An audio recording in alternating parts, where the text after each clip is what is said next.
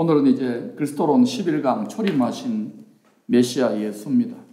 우리가 초림이라고 하는 성경 단어는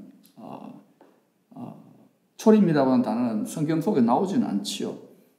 그러나 삼위일체도 나오지 않고 휴거라는 단어도 나오지 않죠. 그러나 성경의 그 뉘앙스, 단어 또 그 뜻을 통하여서 신학적인 단어를 부여한 것이 초림, 처음 임한다는 것이죠.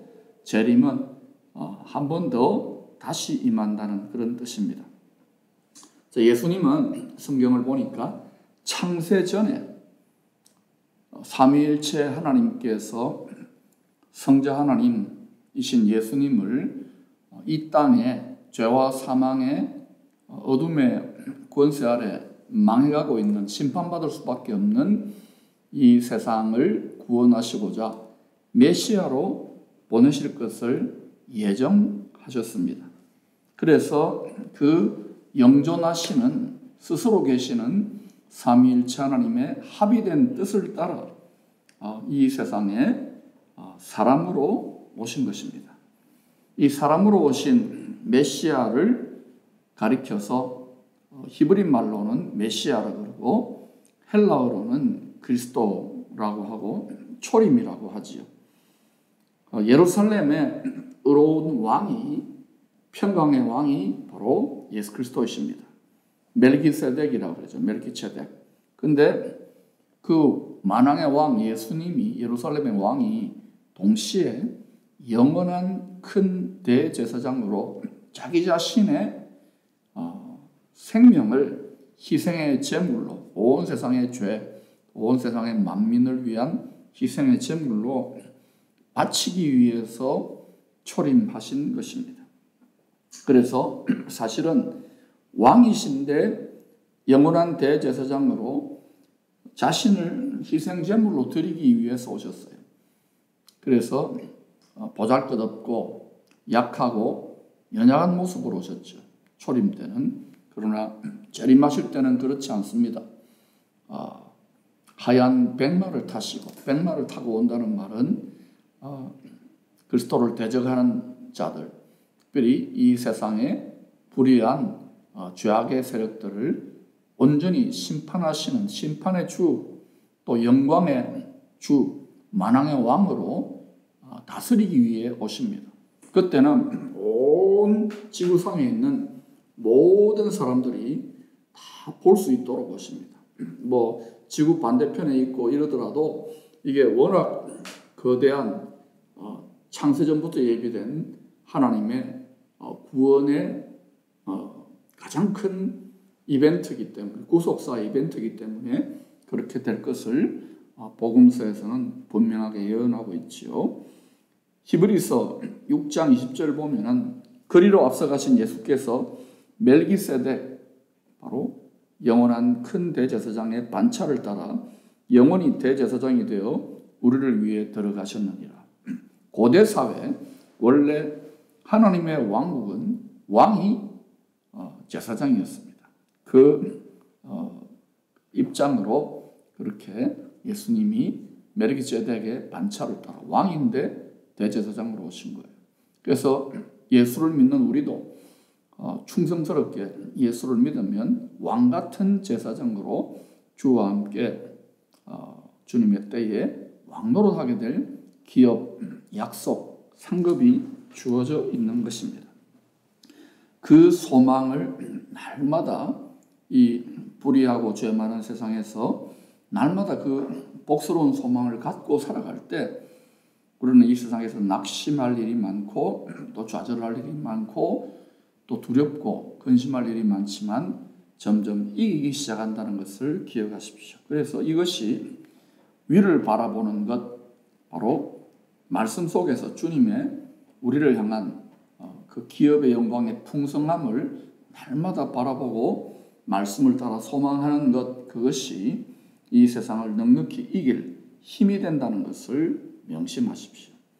초림하신 메시아의 앞길을 엘리야의 심령과 능력으로, 엘리야라는 이름은 아니지만 그 심령과 능력으로 죄를 정결하게 하는 회개의 복음을 증거한 세례 요한도 성령으로 충만하여 요한복음 1장 29절에서 이렇게 증거했지요. 이튿날 요한이 예수께서 자기에게 나오심을 보고 이르되 보라, 세상 죄를 지고 가는 하나님의 어린 양이로다.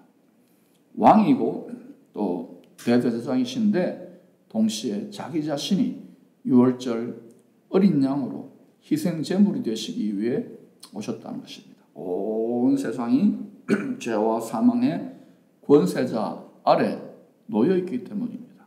그러나 정작 이 세상은 흐려지고 어두워져서 멸망의 심판, 공의로우신 재판장 하나님의 때가 되면 이렇게 이 세상의 불의와 죄악이 그냥 간과되지 않고 심판 받는다는 것을 모르고 있을 뿐이죠. 그래서 우리는 반드시 예수를 믿어야 되고, 또 예수를 먼저 믿은 분들은 이 도를 성경적으로 확신하여 때를 얻든지 못 얻든지 예수의 복음을 전파하기에 최선을 다하는 삶을 사는 것이 육체의 남은 때를 사는 가장 지혜로운 그러한 라이프스타일이라는 것을 확신하시기를 축복합니다.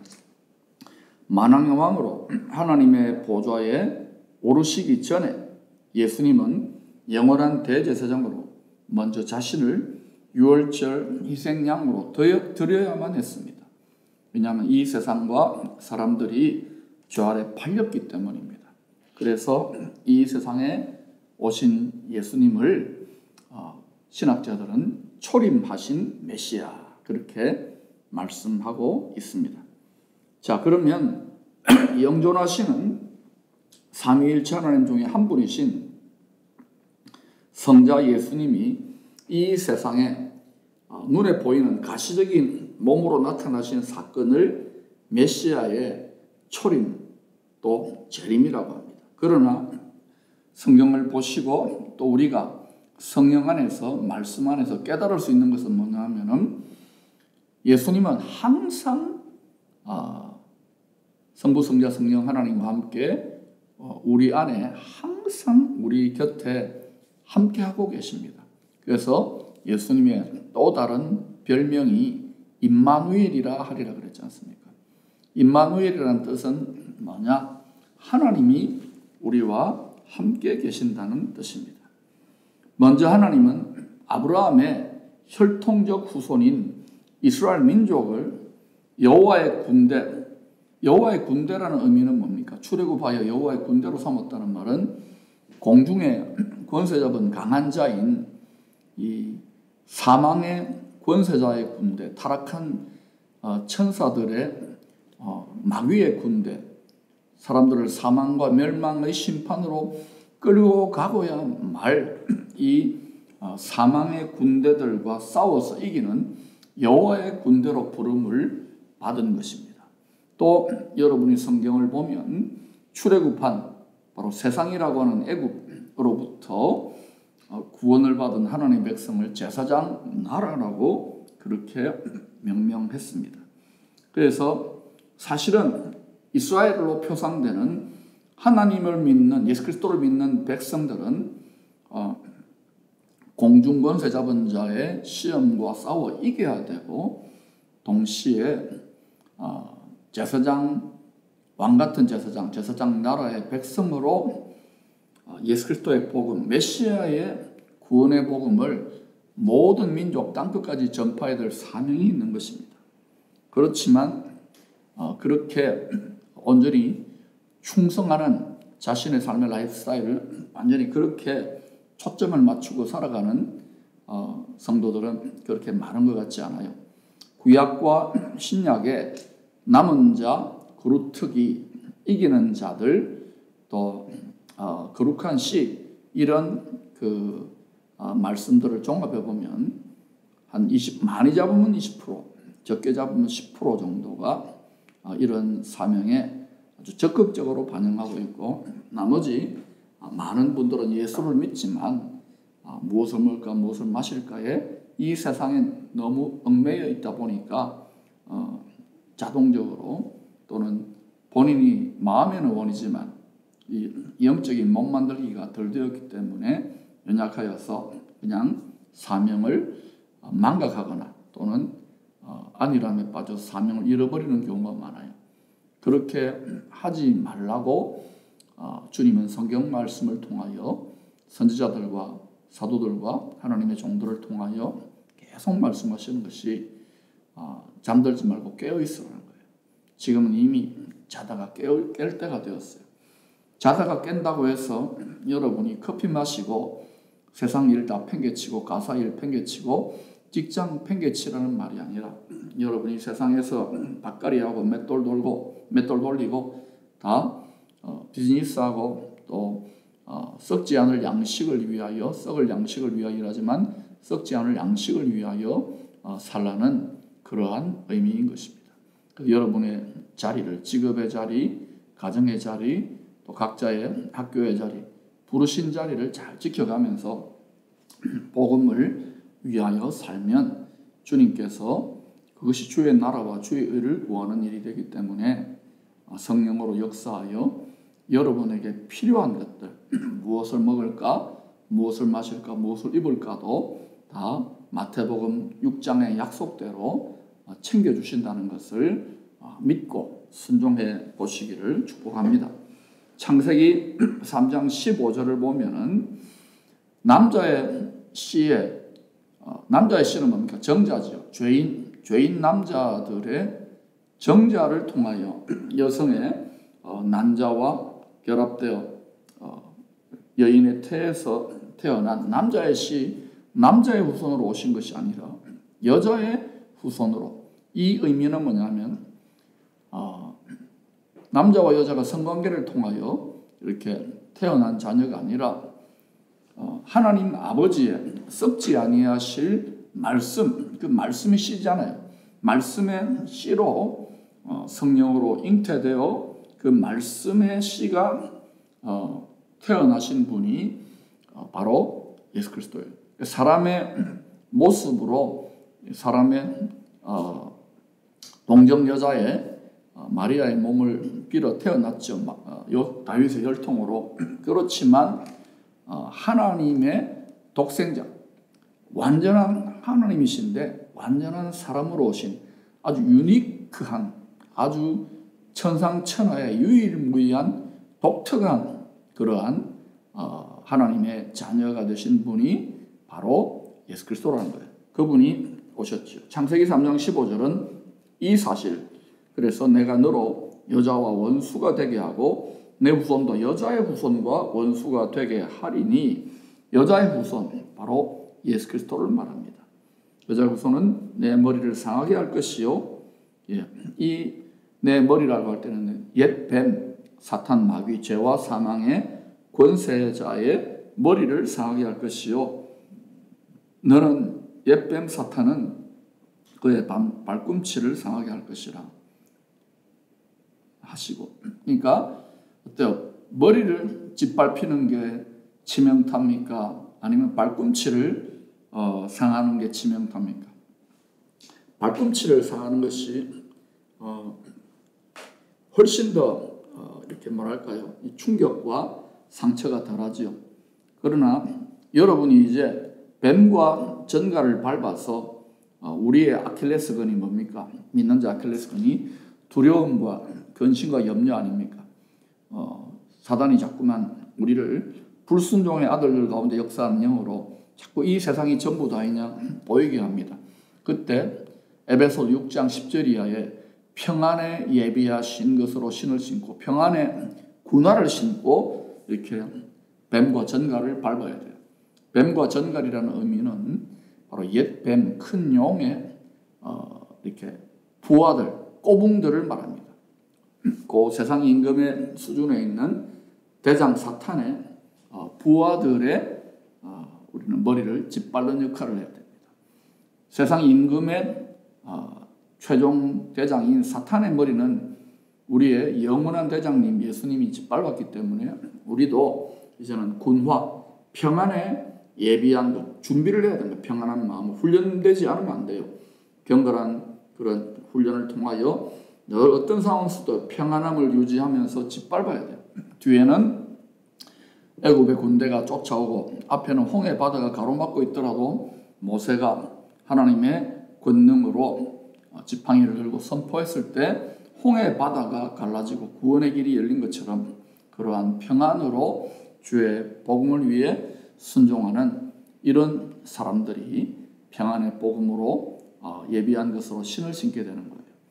바로 모세도 그러했고 광야 인생길, 광야 교회길에서 여호수아와 또 갈렙도 유일하게 평안을 지켜내므로 탄식하고 불평하고 원망하지 아니하고 약속의 땅의 승리자가 되었죠. 우리도 반드시 평안의 복음에 예비한 것으로 신을 신어서 험악한 이 세상, 두려움과 근심과 염려가 많은 뱀과 전갈의 역사가 많은 이 세상을 반드시 이겨나가야 될 줄로 믿습니다. 자유주의, 인본주의 신학자들은 성경의 수많은 이야기들, 특히 예수님의 혈통적 조상인 아브라함이 처음으로 등장하는 창세기 11장까지의 말씀들을 단지 세상 창조와 인류 조상들에 대한 상징적인 이야기로 해석합니다. 그러나 결코 그렇지 않습니다. 성경을 제대로 예수 그리스도 중심으로, 성경의 주인공이신 예수 그리스도 중심으로 깊이 지혜와 계시의 성령을 통하여 잘 살펴보면 창세기부터 요한계시록까지 일관성과 통일성을 가지고 마치 모자이크와 퍼즐 조각처럼 결국은 만물이 예수 그리스도의 통치 안으로 돌아간다는 사실을 기억하십시오.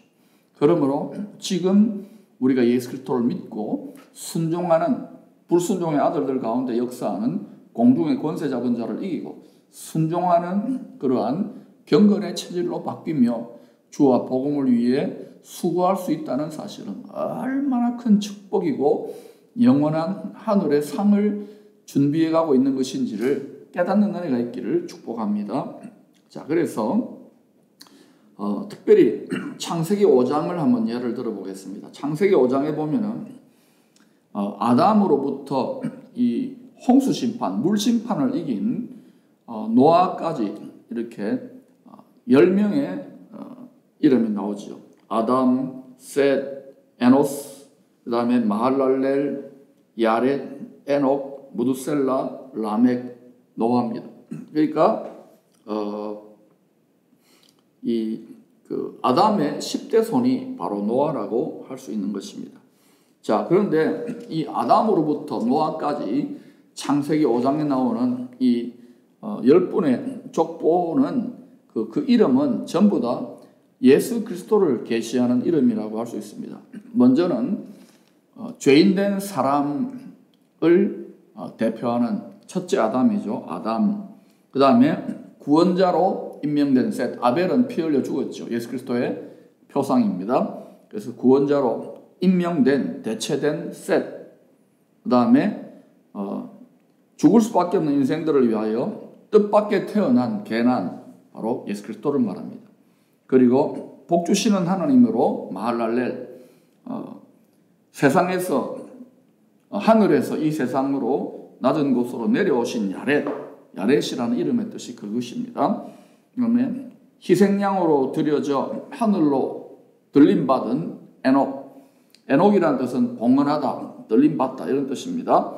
그리고 이 희생양으로 드려주신 분이 죽을 때 심판, 이 무두셀라라는 것은 창을 던지는 자 이런 뜻인데 뭐냐면 더 이상 이제 적들과 싸우지 않고 창을 던진다는 말은 이제 직접 심판이 임한다는 거예요. 그래서 무두셀라 하면은 그가 죽을 때 이런 뜻입니다. 죽을 때 심판이 임한다. 그래서 무두셀라 로부터 말세가 시작됩니다. 다시 말하면 예수님이 죽으심으로 말세가 시작되는 것이죠. 그리고 그분이 능력 있는 분, 전능하신 만군의 주로 다시 오셔서 라멕, 탄식하는 피조물들과 자기 백성들에게 안식, 바로 노아는 안식, 안위하는 자라고 합니다. 그러니까 이 이름들을 보면 다 예수 그리스도에 대한 초림의 구원 계시고 결국 예수에 대한 메시아 계신 거예요. 그래서 성경을 메시아 예수 중심으로 보면은 하나님이 조금 비유적으로 또 숨겨놓고 이렇게 아무나 성경에 보면은요 굉장히 주님이 강한 표현을 했어요. 돼지에게 진주를 던지지 마라. 개에게 던짐이 마땅하지 않다. 이런 표현들 뭐예요? 개돼지라 그러잖아요. 그러니까 사람은 사람인데 오직 무엇을 먹을까 무엇을 마실까 육신의 정욕 안목의 정욕 이생의 자랑을 따라 신앙생활을 하는 사람들도 깊은 의미를 모르도록 하나님이 숨겨놓으셨어요. 세상 사람들은 더 말할 것도 없고 그러나 정말 계속해서 연단받고 지혜와 계시 성령의 도우심으로 마음의 눈이 밝아진 성도들은 점점 더 성경을 통한 메시아 예수의 구원 계시 그 지혜를 더 깊이 깨달아서 하나님을 더 경외하는 자로 바뀌게 되는 것입니다. 그래서 있는 자는 더 있게 되고 없는 자는 그 있는 것까지도 빼앗아서 주신다 그랬죠. 다시 말하면 영적인 부익부, 빈익빈 현상이 영적인 세계, 신앙의 세계에서 나타나는 거예요. 축원하기는 여러분은 믿음의 부유한 자가 되시기를 축원합니다. 여러분은 영혼이 풍요로운 자가 되시기를 축원합니다. 그렇게 하려면 마태복음 5장에서 주님이 교훈하신 대로 먼저 내가 예수가 없는 내가 얼마나 비참하고 곤고하고 가련하고 가난한지를 심령이 가난한지를 깨닫는 그래서 그 부유하신 풍요로우신 죽임당한 어린 양 예수를 모시고 그분을 알아갈 때 믿음의 부요자가 되고 또 영혼의 풍요자가 되는 거예요.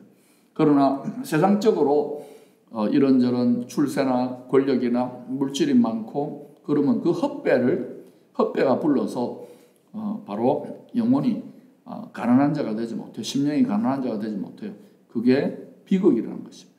그렇게 하여 마음이 살쪄서 천국 백성 되었다 한들 마음이 무디어져서 천국 백성 되었다 한들 죄송하지만 고린도전서 3장 15절 이하에 말한 것처럼 겨우 자기 생명 하나 건져낸 부끄러운 구원자가 될 수 있는 것입니다.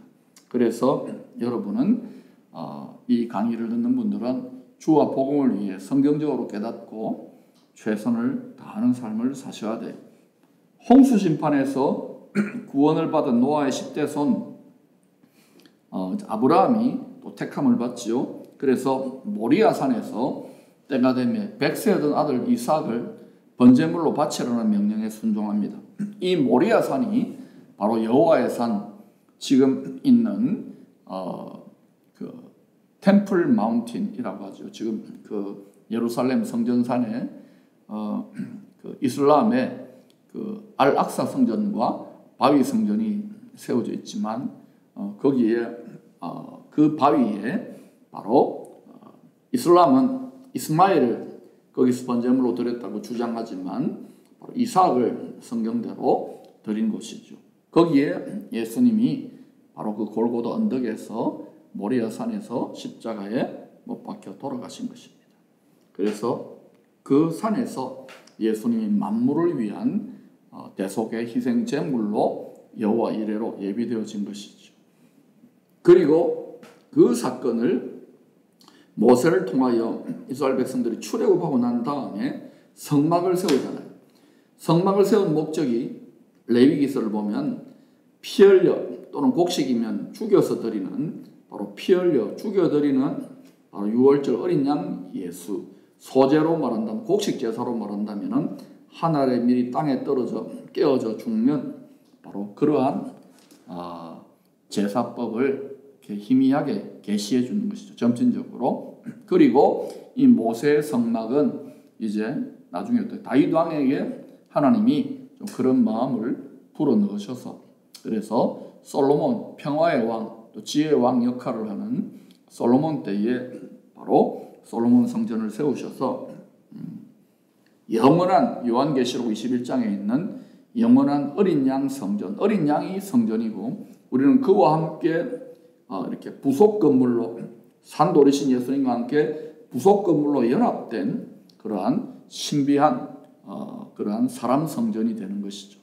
그래서 어린 양이 성전이에요. 그래서 예루살렘 성전은 구약 성경과 신약 성경의 예언들을 종합해 보면 첫 번째 다윗과 솔로몬 성전이 한번 완성되어지고 두 번째 그것이 주 568년 바벨론 왕 느부갓네살에 의해서 한번 무너지죠. 그리고 주후 516년 예레미야의 예언대로 다시 제2성전이 스룹바벨에 의해서 재건되어져 스룹바벨 성전. 그리고 예수님 당시에 이방인 에돔 왕인 그 헤롯이 다시 그 제2성전을 정개축해가지고 금박을 발라 놓았지요. 근데 주후 70년에 예수님의 예언대로 돌 하나도 돌 위에 남기지 않고 제2 스룹바벨 헤롯 성전이 완전히 무너지죠. 그리고 이방인의 때가 계속되고 있다가 다니엘을 통해 예언한 70일의 중에 마지막 한 1회의 때까지 마지막 한 1회 바로 7년의 대환란기로 그리스도를 대적하는 자에 의해서 이제 다시금 세 번째 예루살렘 성전이 세워질 것이죠. 그런데 마태복음 24장에서도 말씀하셨고 또 다니엘서에서도 예언한 것처럼 멸망에 가정한 것, 다시 말하면 그리스도를 대적하는 그러한 이 권력자, 권세자가 자기가 그리스도라고 이렇게 우기면서 숭배를 강요하는 일들이 주님 오시기 직전에 일어나게 될 것입니다. 그때 예루살렘은 이방인의 군대에 의해서 이렇게 둘러싸여서 크게 고통하죠. 그 결과로 예루살렘 제3성전도 이렇게 무너지는 것으로 이렇게 신학자들은 주장합니다. 그리고 메시아 천연왕국이 있다고 보는 신학자들이 있고요. 또 없다고 보는 분도 있지만 저는 있다고 봅니다. 그리고 최근에 유대인으로서 예수를 믿는 메시아닉 주들이 점점 많아지고 있는데 그들은 자기들의 문화와 언어로 이 성경을 보기 때문에 그 예수를 신실하게 목숨 걸고 믿는 자들은 메시아 천연왕국이 분명히 있고 그때에 바로 초막절, 장막절 또는 수장절이라고 하는 그것을 천년 동안 주와 함께 왕노릇하는 신실한 자들이 왕노릇하는 그때에 다시금 예루살렘 성전이 세워지는데 그것을 에스겔서 40장부터 해가지고 47장, 48장까지 여호와 삼마 성전이라 그러죠. 거기에서 생명수가 터져나오고 그거는 제4의 메시아 왕국 때의 성전을 보여주는 것입니다. 그러나 이 또 제4의 성전에 해당되는 이 여호와 삼마 성전조차도 어떻게 됩니까? 요한계시록에서 말하는 또 다시금 사탄이 풀려나가지고 천년왕국의 때가 끝날 때 천년 만에 무주경에서 뽑아내어가지고 예루살렘을 둘러싸고 또 만국을 미혹하게 하는 자가 또 이렇게 그 예루살렘 왕 멜키제덱의 도시인 그 예수님의 도성과 성전을 무너뜨리려고 할 때 그때 또 한번 무너지게 될 것으로 저는 봅니다. 아니면은 그냥 그건 그대로 유지되고 새 예루살렘 성이 요한계시록 21장, 22장에 이렇게 마치 신부가 남편을 위해 단장한 것처럼 내려온다고 했죠. 그래서 그런 수많은 예언들이 전부 다 뭐냐? 바로 6월절 어린 양 또는 거룩한 씨로 번제로 소제로 희생 제물이 되셔서 피 흘리실 생명을 드리실 예수님에 대한 예언인 것입니다. 그러나 죄와 사망의 권세 아래 처한 모든 민족들에게 이 제사장 나라의 사명을 감당하고 또 공중것에 잡은 악한 자들, 강한 자들과 싸워 이기는 여호와의 군대의 사명을 제대로 감당하지 못함으로 이스라엘 백성들, 장남에 해당되는 이스라엘 백성들이 실패하잖아요. 우둔하여져 가지고 메시아를 버려버립니다. 그 결과로 이제 이방인의 충만한 수가 돌아올 때까지 이스라엘의 대부분이 우둔하고 미련하고 강팍하게 되죠. 그것이 지난 2000년의 역사입니다. 그리고 그 이전에 또 예루살렘 성전이 무너질 때까지로 보면은 적어도 한 2700년의 역사죠. 로마서 11장 25절 26절에 나와 있습니다. 결국 선지자들이 여러 부분 여러 모양으로 예언한 것처럼 여호와의 크고 두려운 날이 이런 표현들이 구약 성경에 많이 반복되지요. 하나님의 심판이 집행될 때 진실하게 하나님을 의지하는 남은 자들 이기는 자들이 구원을 받을 것이라고 그렇게 분명히 성경은 이야기합니다. 바울은 이 선지자들의 구약 선지자들 특별히 모세나 또는 이사야의 예언을 인용하여 이러한 구원의 신비를 다시 한 번 더 확증해주고 있습니다. 이사야 10장 20절부터 23절에 보면 그날에 이스라엘의 남은 자와 야곱 족속의 피난한 자들이 다시는 자기를 친 자를 의지하지 아니하고 바로 이스라엘 대적했던 강대국을 말하는 겁니다. 이스라엘의 거룩하시니 여호와를 진실하게 의지해야 됩니다. 남은 자, 곧 야고보의 남은 자가 능하신 하나님께로 돌아올 것이라. 이스라엘이여, 네 백성이 바다의 모래 같을지라. 이거는 혈통적인 이스라엘만 말하는 게 아니라 영적인 이스라엘도 어느 정도는 언급한다고 할 수 있습니다. 모래 같을지라도 남은 자만 돌아오리니 넘치는 공의로 파멸이 작정되었습니다. 이미 작정된 파멸을 주 만군의 여호와께서 온 세계 중에 끝까지 행하시리라. 그러니까 이 세상이 심판이 있다는 것이죠. 그때에 특별히 이스라엘 백성들 중에 남은 자들이 돌아옵니다. 그러나 우리 신약의 백성된 영적 이스라엘들은 특별히 우리가 완전히 주님을 배도하거나 또는 지나치게 우상 숭배하여 생명책에 지워지지 않는 이상에는 예수 그리스도의 그 십자가의 피의 공로의 은혜를 덧입고 우리가 천국 백성이 되는 것이죠. 그렇지만 간신히 구원받기보다는 제가 거듭 말씀드리지만 하늘의 영원한 상과 멸류관과 기업을 맡아서 다스릴 수 있는 그러한 상 받을 수 있는 자로 여러분이 주와 복음을 위하여 이 땅을 사실 때에 믿음의 분수를 따라 자기 몫에 태인 십자가를 꼭 지셨으면 하고 축원합니다.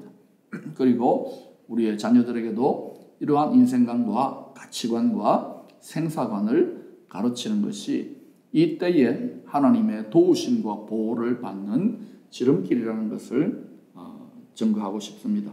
또 로마서 9장 27절에 보면 바울이 다시금 이야기합니다. 또 이사야가 이스라엘에 관하여 이사야 10장에 나오지요.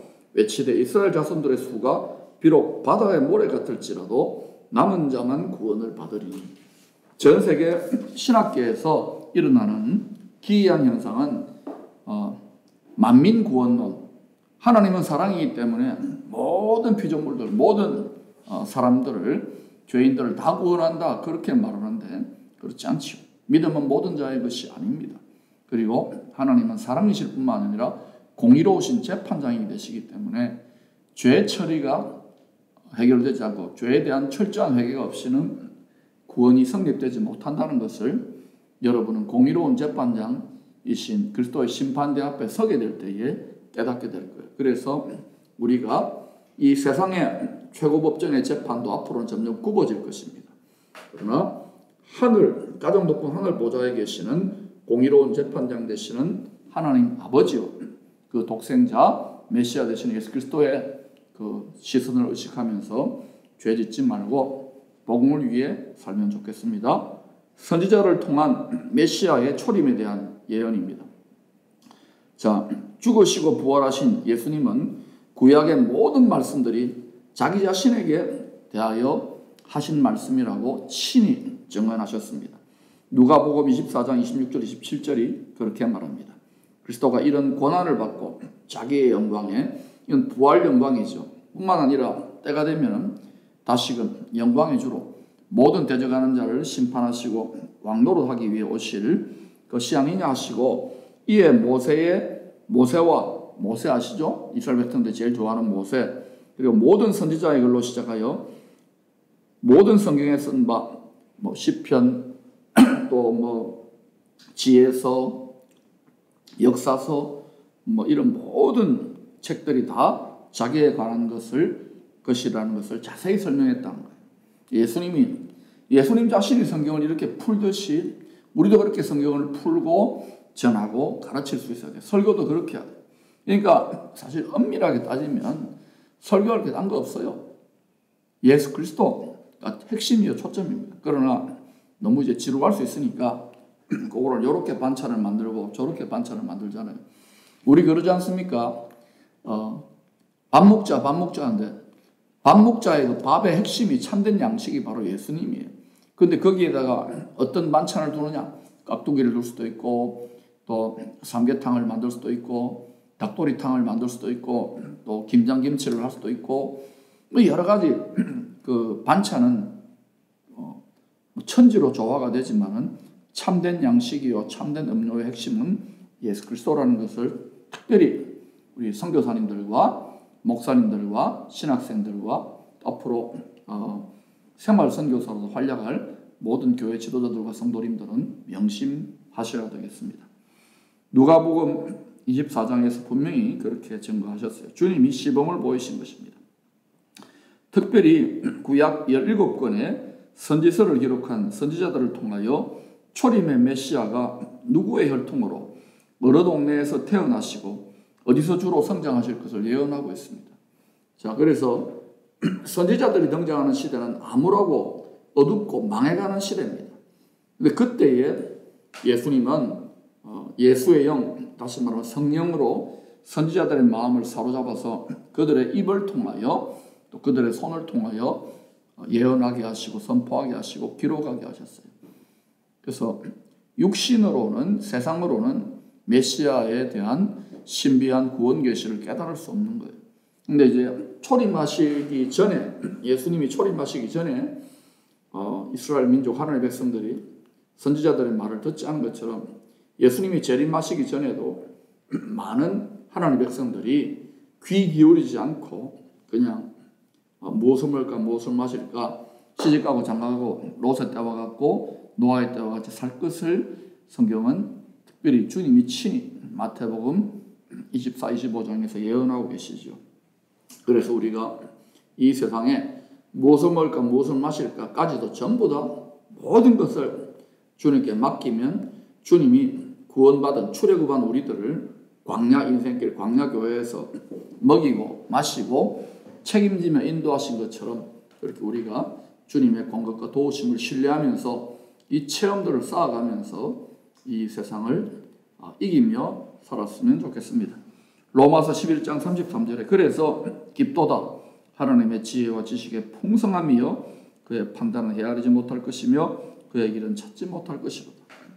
성경을 통하여 이 하나님의 창세전에 이 놀라운 하나님의 미스테리한 이 신비한 구원의 계시를 더 많이 깨달으면 깨달을수록 찬송하고 찬양하게 되는 거예요. 심지어는 외로움과 핍박과 고난과 시련 속에서도 이 성경을 통하여 또 지식에 넘치는 말씀을 깨달았기 때문에 찬송하는 것입니다. 왜냐? 자신의 핍박과 고난조차도 영원한 하늘의 영광과 상급과 면류관과 직결되기 때문에 그렇게 노래하고 찬송할 수 있던 거예요. 세상을 넉넉히 이겼던 사도들과 모든 귀한 남은 자들, 이기는 자들, 믿음의 선진들이 다 그렇게 해서 하나님의 영광으로 나아갔다는 것을 기억하십시오.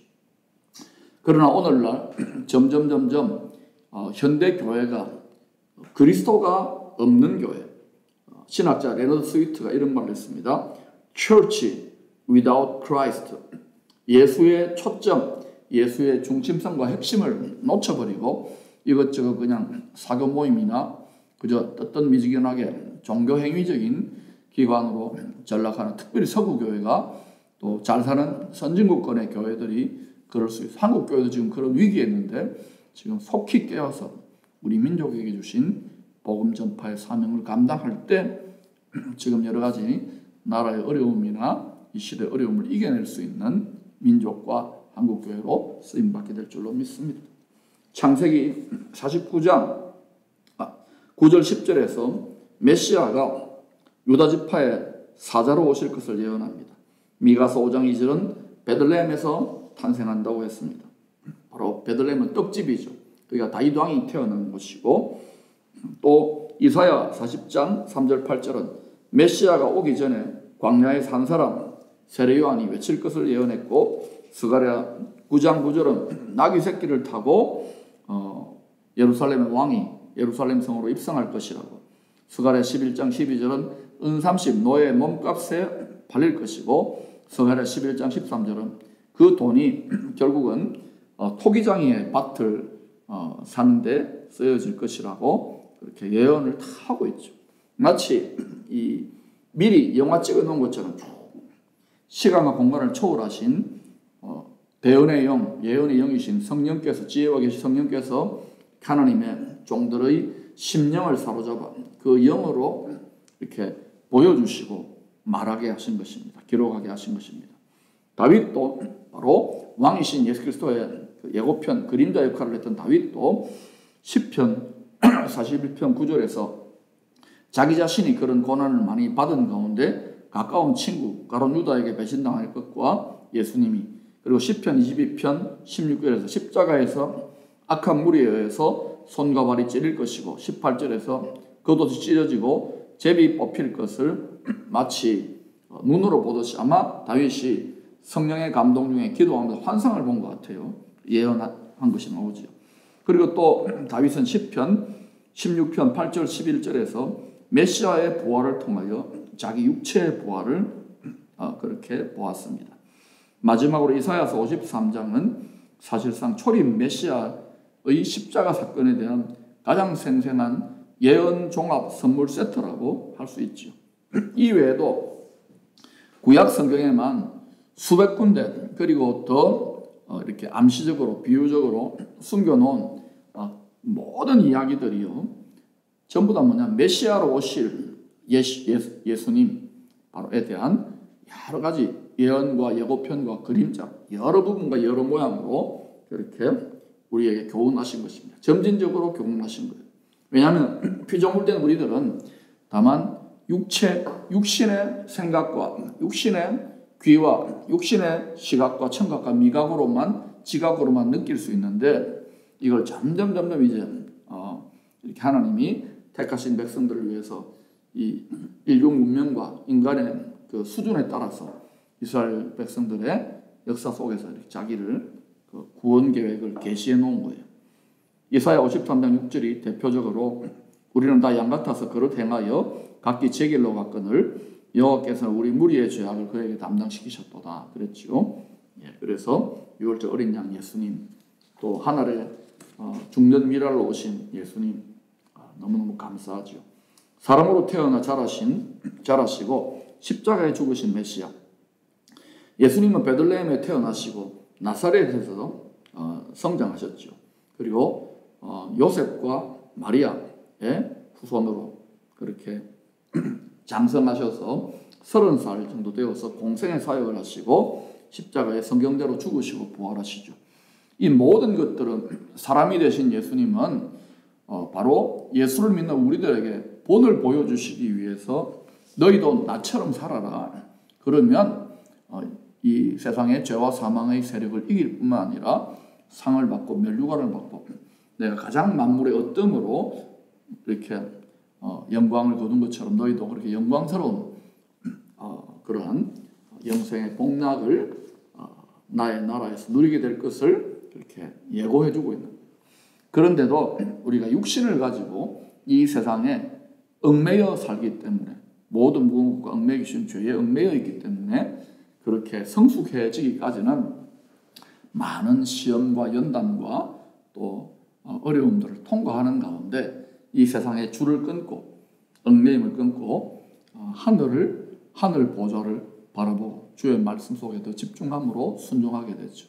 그러니까 여러분 중에 특별히 이러한 사명을 위해 택함받은 분은 끊임없는 연단과 불시험과 또 크고 작은 시험들이 끊이지 않았을 거예요. 그 이유가 뭐냐? 여러분이 이기는 자로, 남은 자로, 특별히 주와 복음을 위한 사명을 감당할 자로 달게 이 십자가를 지고 갈 때까지 계속 하나님은 시험하는 자와 인생 채찍과 사람 막대기로 계속 연단하는 거예요. 이 뜻을 성경적으로 좀 더 적극적으로 알려주는 영적 지도자, 목회자, 교회가 필요한 거예요. 이런 교회와 지도자들은 죄송하지만 환영을 받지 못합니다. 왜? 많은 성도들 또 교회들이 그저 성장하고 편안하게 잘 먹고 잘 살고 푸른 초장 맑은 시냇 물가에만 거하려고 하지 사망의 엄침한 골짜기를 통과하여 아버지의 집에 잔치에 참여하려고 하는 자들은 많지 않기 때문입니다. 그러나 이 영상을, 이 강의를 듣는 모든 선교사님들과 주의 종들과 신학생들과 또 생활 선교사님들, 성도님들은 꼭 라이프스타일을 생활 선교사, 복음 전하는 생활 선교사의 라이프스타일로 바꾸셨으면 좋겠습니다. 자, 예수님은 사람으로 태어나서 십자가에 죽으셨지요. 다윗의 혈통으로 오셨습니다. 자, 누가복음 2장 1절 2절에 그때 가이사 아구소도가 영을 내려 천하로 다 호적하라 하셨으니 이 호적은 구레뇨가 수리아 총독되었을 때 처음 한 것이라. 바로 나사렛에서 이렇게 살고 있던 예수님의 혈통적인 부모가 되는 요셉과 마리아가 호적하기 위해서, 이 사람들이 다윗 혈통이었거든요. 호적하기 위해서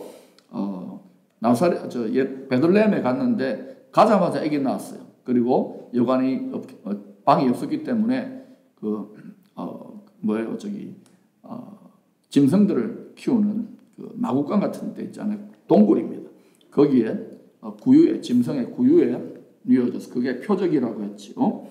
자, 그런데 여기에서 참 놀라운 것은 잠시지만은 당시에 원천하, 특별히 로마 제국을 호령하던 가이사 아구스토, 시저 아우구스투스라고 하는 황제가 천하를 호적해가지고 명령하라고, 로마 제국 관내에 있는 백성들을 그렇게 했을 때 어쩔 수 없이 그 황제의 명령대로 베들레헴으로 자기 고향으로 호적하라고 하는 거예요.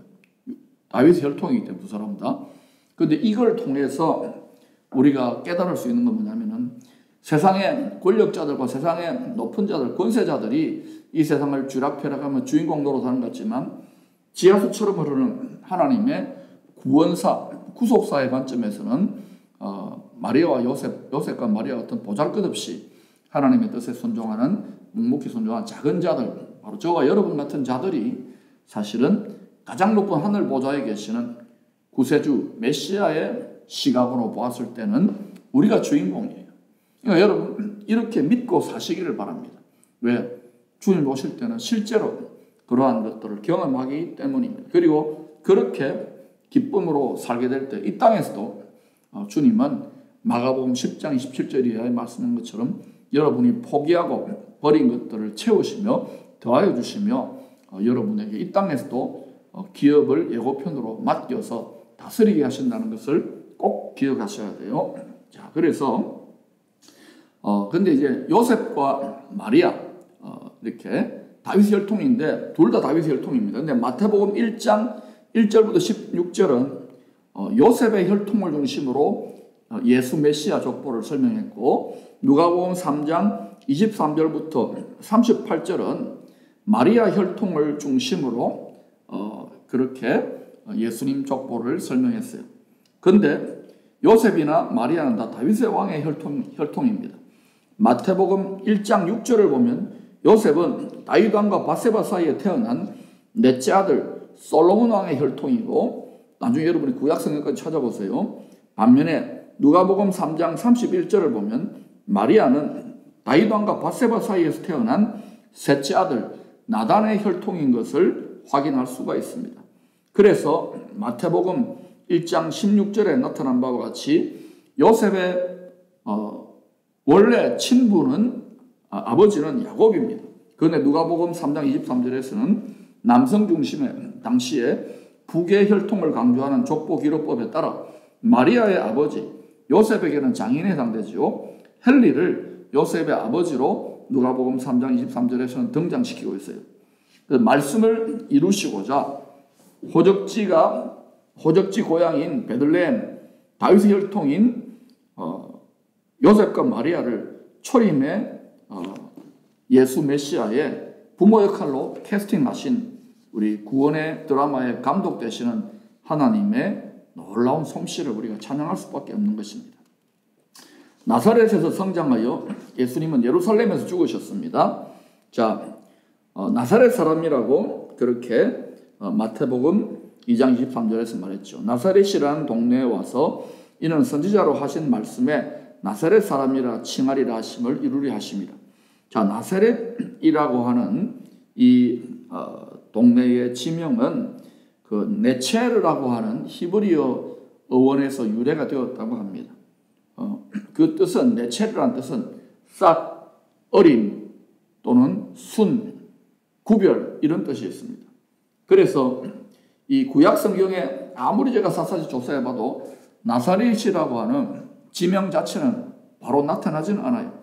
그러나 주님이 이 성경을 기록할 때에 의도적으로 좀 숨기시고 감추시는 뜻, 그러면서 간절히 찾고 찾는 자들에게, 보물을 찾듯이 찾고 찾는 자들에게 그 의미와 뜻을 계시해주는 그 하나님의 그 성경 기록법을 이렇게 살펴보면 이 나사렛이라고 하는 이 속에 숨은 뜻들을 생각한다면 이런 뜻이에요. 아까 구별, 어린 순, 싹이라 그랬잖아요. 그래서 죄악된 세상과 거룩하게 구별시키기 위하여 멸시와 천대를 받는 작은 마을입니다. 거기에 숨겨져서 구별되었어요. 하나님은 사랑하는 자를 오랫동안 숨겨두십니다. 요셉도 숨겨놓으셨고 다윗도 뜨는 줄 알았다가 숨겨두시고 하잖아요. 또 누굽니까? 세례 요한도 숨기시고, 또 바울도 본격적으로 쓰임받기 전에 10년 동안 아라비아 광야 3년, 다소 길리기아 다소 7년, 10년 동안 숨겨두시죠. 숨겨서 구원의 싹으로, 이 싹이 자라도록 구원의 싹으로 어리고 연한 순으로 장성하게 하신 것입니다.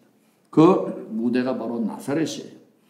자, 그래서 이사야 11장 1절, 10절, 또 이사야 53장 2절, 스가랴 6장 12절 등을 보면은 어린 싹, 연하고 연한 순 같고, 예수님을 어리고 연한 순 같고, 또 싹이 돋아났다, 구원의 싹이 돋아났다, 이런 표현들이 다 나사렛의 지명과 어느 정도는 연관관계가 있는 것으로 저는 그렇게 해석합니다. 자, 그런데 이 예수님이 멜기제덱 영원한 대제사장으로 오셔서 바로 이삭이 번제물로 드려질 뻔한 그 모리아산에서, 거기가 여호와의 산이고 골고다 언덕이죠, 십자가에 달려 죽으신 것입니다. 초림의 메시아 예수님이 성경대로 죽고 부활한 것입니다. 고린도전서 15장 3절 4절을 보면 이렇게 말씀하시죠.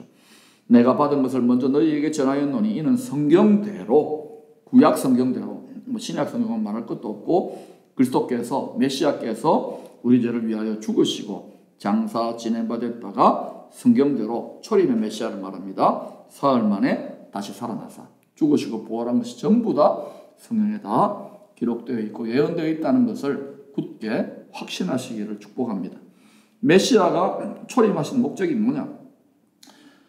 하나님의 눈, 공의로운 재판장의 눈으로 볼 때는 타락한 저사장 사탄 때문에 이 가장 높은 하늘 아래 모든 세상이, 만물이 다 죄 아래, 죄와 사망의 권세 아래 죄값을 지불하게 되어 있어요. 때가 되면. 그 예고편이 뭐냐면 홍수심판이었잖아요. 죄가 장성했을 때. 그것처럼 이제 때가 되면 불심판이 일어날 거거든요. 불심판은 더 혹독한 온 세상에 일어날 심판이죠. 그래서 하나님께서 메시아를 보내신 공의로우신 재판장 하나님 아버지께서 희생의 제물을 먼저 와서 초림하셔서 온 세상과 또 온 세상의 죄를 뒤집어 쓰고, 온 세상 만민의 죄를 뒤집어 쓰고 희생의 제물로 피 흘려 죽어야 되겠다, 이 뜻을 이루기 위해 오신 거예요. 그러니까 여러분 얼마나 감사합니까? 누가복음 1장 31절 33절에 보면은 그가 큰 자가 되고 지극히 높으신 이의 아들이라 일컬어질 것이요 주 하나님께서 그 조상 다윗의 왕위를 그에게 주시리니 영원히 야곱의 집을 다스릴 것이며 그 나라가 무궁하리라. 이렇게 죄값을 지불하심으로 영원한 생명의 나라, 하나님의 나라, 메시아가 왕노릇하면 메시아가 하나님 아버지와 함께 영원토록, 또 그 백성들과 함께 영원토록 왕노릇하는 하나님의 나라를 회복할 거예요. 그래서 우리가 주기도문할 때 늘 그렇게 가잖아요. 대개 주의 나라와 주의 권세와 주의 영광이 영원히 있다고. 이게 실제 이루어질 우리의 복스러운 소망인 줄로 믿습니다. 날마다 이걸 묵상해야 돼요. 이거 우리가 게을리하고 성경 말씀이나 이 복된 소망을 이렇게 묵상을 게을려버리면 그냥 이 세상이 전부 다인 양, 육신이 전부 다인 양 살아가기 때문에 우리의 멸류관과 상급과 많은 축복들을 놓쳐버릴 수 있다는 거예요. 그래서 주를 위해 냉수 한 그릇이라도 드리고 쓰임받는 이 작은 고생이야말로 우리가 하늘의 상급과 영광과 멸류관을 하늘의 보물을 저축하는 것이라는 것을 꼭 확신하십시오. 자기 백성을 구원하시기 위해 오신 예수님. 그래서 예수님은 자기 백성을 구원하기 위해 오셔서 이 세상을 멸망해서 구원하려고. 요한복음 3장 16절 너무 잘 아시죠? 하나님이 세상을 이처럼 사랑하사 독생자 예수를 주셨으니 이는 그를 믿는 자마다 멸망하지 않고 영생을 얻게 하려 하십니다. 이 세상도 사람도 지나가고 멸망의 심판 아래 처하게 된다고 성경은 거듭 눈물의 편지로, 사랑의 편지로 호소하고 있습니다. 물론 이 복음을 전해도 이렇게 외면하는 자들이 많아요. 왜? 세상 잘 돌아가는데 내 육체 멀쩡한데. 그러나 한 번 죽는 것이 사람에게 정해진 것처럼 때가 되면 사람은 두 번 죽는 영원한 죽음, 하나님과 영원하신 생명의 근원이신 하나님과 분리되는 그런 영혼의 감옥에 떨어지기 때문에 절대로 그 둘째 사망에 이르러서는 안 되는 것입니다. 마태복음 1장 21절에 보니까 아들을 낳으리니 이름을 예수라 하라. 이는 그가 자기 백성, 예수님이 택해놓은 백성이 있어요. 이건 우리의 자유의지로 우리가 예수를 믿었지만 또 창세전에 하나님의 신비한 뜻을 따라 우리 예정과 택하심과 부르심을 입은 자기 백성을 그들에게서 구원할 자이십니다. 택한 백성도 미혹한다 그랬어요. 마지막 때가 되면. 그러므로 성경 말씀을 철저하게 무장할 수 있기를 축복합니다. 믿음에서 절대 떠나면 안 돼요. 요한계시록 5장 9절 10절 그들이 새 노래를 불러 이르시되 두루마리를 가지시고 그 인봉을 떼기에 합당하시도다. 일찍이 죽임을 당하사 각 족속과 백성과 방언과 나라 가운데 사람들을 피로 사서 하나님께 드리시고 그들로 우리 하나님 앞에서 나라와 제사장을 삼으셨으니 그들이 땅에서 왕노로 다리로다 하더라. 결국은 우리는 주와 함께 이 땅을 다스릴 거예요. 영원히 왕노로 하게 될 것입니다. 그걸 위해서 예수님이 핏값으로 우리를 나라와 제사장, 왕같은 제사장, 주와 함께 다스릴 제사장으로 삼으셨다는 것을 기억하고 이 약속을 우리가 기억으로 꼭 받는 이기는 신앙생활을 할 수 있기를 축복합니다. 그래서 예수님은 메시아로 오셔가지고 초림 메시아로 사람으로 오셔가지고 자기 몫에 태인 십자가의 사명을 다 감당하시고 죽으시고 부활하셨어요. 자기 몫에 태인 십자가 사명 다 감당하셨습니다. 그래서 요한복음 19장 30절에서 이렇게 말씀하시죠. 예수께서 신 포도주를 받으신 후에 이르시되 다 이루었다 하시고 머리를 숙이니 영원히 떠나가시니라. 예수님이 할 일은 다 했습니다. 이제 우리가 해야 될 일이 남은 거예요.